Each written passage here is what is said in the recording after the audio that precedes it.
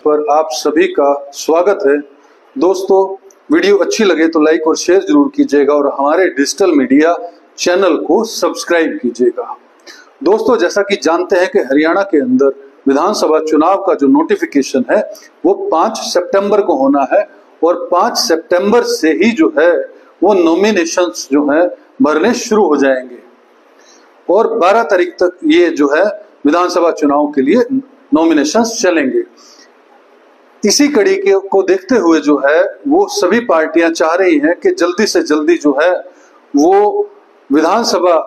की टिकटें जो है वो फाइनल कर दी जाए। इसी कड़ी के अंदर जो है भारतीय जनता पार्टी हो, चाहे कांग्रेस पार्टी हो, चाहे आम आदमी पार्टी हो, उन्होंने नॉमिनेशंस लिए। नॉमिनेशंस लेकर जो है उन्होंने छटनी करना शुरू कर दिया है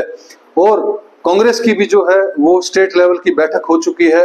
और टिकटों पर लगातार जो है वो मंथन चल रहा है। वहीं पर भाजपा की अगर बात करें तो भाजपा ने भी जो गुरुग्राम के अंदर जो है वो 2 दिन की बैठक जो है वो की थी। प्रदेश समिति के जो सदस्य थे, चुनाव समिति के जो सदस्य थे, वो उसके अंदर शामिल हुए थे। सभी सीटों को बारीकी से जो है उन्होंने एनालाइज किया और एक पैनल बनाकर जो है केंद्रीय समिति के सामने रखा। केंद्रीय समिति की बैठक जो है कल रात को प्रधानमंत्री की अगुवाई में हुई।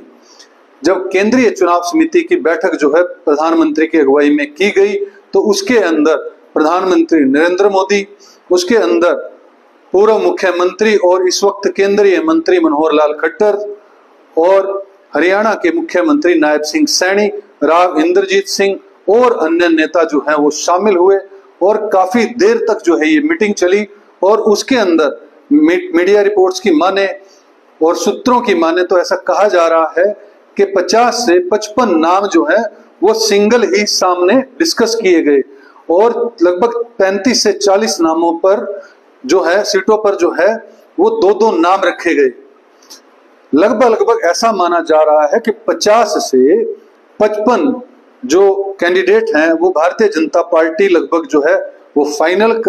कर चुकी है और केंद्रीय चुनाव समिति ने भी जो है उन 50 से 55 सीटों पर जो है अपनी सहमति जता दी है।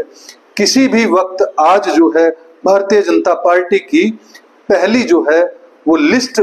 आ सकती है और इसके अंदर जो प्रमुख नेता हैं, चाहे वो हरियाणा के मुख्यमंत्री हो, उनका नाम जो है वो लाडवा से बताया जा रहा है कि मुख्यमंत्री नायब सिंह सैनी अब की बार करनाल से नहीं लाडवा से चुनाव लड़ सकते हैं। और अगर हम बात करें नवीन जिंदल जो कि सांसद है कुरुक्षेत्र से, उनकी माता हिसार सिटी से सावित्री जिंदल जी हैं, वो चुनाव लड़ सकती है। वहीं पूर्व शिक्षा मंत्री जो है वो महेंद्रगढ़ से चुनाव लड़ सकते हैं। वही राव इंद्रजीत सिंह की जो बेटी है वो गुड़गांव से चुनाव लड़ सकती है। वहीं अगर देखें तो शाम से जो है अभी अभी राज्यसभा में पहुंची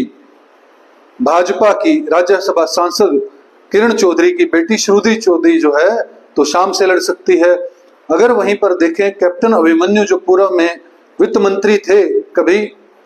वो जो है नारनौद से इलेक्शन लड़ सकते हैं। अनिल विज जो है पूर्व गृह मंत्री जो है वो अम्बाला कैंट से, कंवरपाल गुज्जर जो है जगाधरी से, पानीपत से महिपाल डांडा, इस तरह से अनेक जो नाम है, बड़े बड़े नेताओं के जो नाम है वो साफ तौर पर ये स्पष्ट बता रहे हैं कि इन सब की जो है वो टिकट जो है वो फाइनल हो चुकी है और भाजपा की जो है 50 से 55 लोगों की पहली लिस्ट जो है सामने आ सकती है। बाकी 35 से 40 जो कैंडिडेट बचेंगे, विधानसभाएं बचेंगी, उस पर जो है वो मंथन जारी है क्योंकि भारतीय जनता पार्टी जो है वो हलोपा से अपना जो है गठबंधन कर चुकी है। नायब सिंह सैनी जी ने जाकर जो है गोपाल कांडा जी को जो के साथ जो है वो गठबंधन कर लिया था। वहीं पर विनोद शर्मा की पार्टी से भी भारतीय जनता पार्टी गठबंधन करना चाहती है। आरएलडी से भी जो है भारतीय जनता पार्टी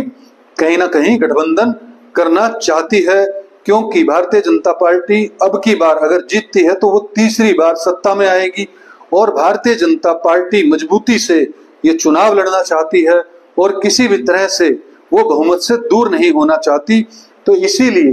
पूरी कोशिश जो है वो भारतीय जनता पार्टी कर रही है कि वो चुनाव के अंदर एक एक स्टेप जो है वो सोच समझकर उठाए और इसी कड़ी के अंदर देखते हुए 24 से अधिक जो है वो मंत्री और विधायकों की टिकट भी जो है वो भारतीय जनता पार्टी जो है वो काट रही है। दोस्तों, ये मैं आपको बहुत बड़ी बात बता रहा हूं, भारतीय जनता पार्टी अपने एग्जिस्टिंग 24 से अधिक मंत्री और विधायकों की टिकट काट सकती है।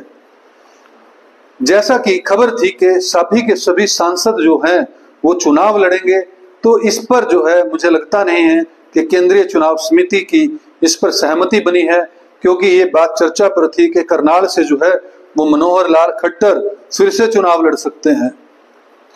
इससे कहीं ना कहीं केंद्रीय चुनाव समिति ने शायद ऐसा समझा होगा कि इससे जो है जनता के बीच एक गलत मैसेज जाएगा, क्योंकि जब बार बार नेता कभी सांसद का कभी विधायक का चुनाव लड़ता है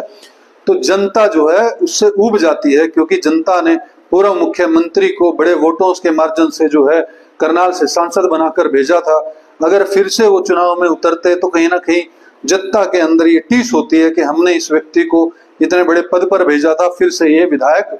जो है का चुनाव लड़ने आ गया, और इससे कहीं ना कहीं पार्टी के अंदर भी जो है वो गुटबाजी बढ़ने के आसार रहते हैं। तो इसलिए लगता है कि जो सांसद हैं और केंद्रीय मंत्री हैं उनसे भारतीय जनता पार्टी ने कहीं ना कहीं दूरी बनाई है कि उन्हें चुनाव नहीं लड़वाएंगे, और जिस बड़े स्तर पर जो भाजपा के एग्जिस्टिंग विधायक और मंत्रियों के टिकट काटे गए हैं, इससे ऐसा लगता है कि भारतीय जनता पार्टी पूरी तरह से सचेत होकर पूरी तरह से कोशिश कर रही है कि वो पूरी तरह से जागरूक हो, पूरी तरह से रग समझकर या कहें जिताऊ कैंडिडेट को जो है वो टिकट देकर मैदान में उतारना चाहती है और किसी भी तरह का कोई भी रिस्क नहीं लेना चाहती। दोस्तों, अगर हम बात करें 2019 की, नरेंद्र मोदी जी का पूरा जोर था हरियाणा और देश के अंदर, और भाजपा को 2019 में लोकसभा में 303 सीट मिली थी। वहीं जब 6 महीने बाद विधानसभा के चुनाव हरियाणा के अंदर हुए थे तो भारतीय जनता पार्टी बहुमत से लगभग 6 सीटों से दूर थी। 40 सीटें उनको हरियाणा की जनता ने दी थी और वहीं कांग्रेस को 31 सीटों पर विजयी बनाया था। तो भारतीय जनता पार्टी जब लहर के अंदर जो है 40 सीटें लेकर आई थी, तो अब जो है एंटी इनकम्बेंसी कहीं ना कहीं सत्ता विरोधी लहर जो है वो भाजपा को झेलनी पड़ सकती है। इसका अंदेशा हाईकमान को बहुत पहले से था, इसीलिए उन्होंने मुख्यमंत्री रहे 9.5 साल तक मुख्यमंत्री रहे मनोहर लाल खट्टर को जो है वो सीएम की कुर्सी से हटा दिया था और ओबीसी चेहरे नायब सिंह सैनी को जो है वो मुख्यमंत्री बना दिया था। दोस्तों, ये बहुत बड़ी बात है कि भारतीय जनता पार्टी पूरी कोशिश कर रही है कि वो चुनाव जीतने में किसी भी तरह की कोई गलती ना करे। अभी आने वाले समय में पता लगेगा कि आज टिकट्स जब लिस्ट जारी हो जाएगी, टिकट मिल जाएगी, तो पता लगेगा किस किस को कहां कहां से टिकट दी गई और कितनी टिकटें भी पेंडिंग है। आने वाले कुछ दिनों में बाकी भी 90 की 90 विधानसभाओं पर जो है वो टिकटें डिक्लेयर भाजपा और उसके सहयोगी दलों के द्वारा कर दी जाएगी। दोस्तों, ये लेटेस्ट अपडेट आपको दे रहे हैं कि भाजपा आज 50 से 55 जो है कैंडिडेट्स को लेकर अपनी पहली लिस्ट जो है वो आउट कर सकती है। कहां से किसको टिकट मिलेगी वो तो लिस्ट आने के बाद ही फाइनली मोहर लगेगी इस बात पर, लेकिन अभी जो सूत्रों के हवाले से खबर आ रही है उसके अंदर 50 से 55 सीटें जो है वो लगभग तय हो गई हैं, और मीडिया रिपोर्ट्स की माने या सूत्रों की माने तो नायब सिंह सैनी है, अब वो करनाल से नहीं लाडवा से चुनाव लड़ेंगे। दोस्तों, आप हमें जरूर बताइएगा क्या नायब सैनी जी को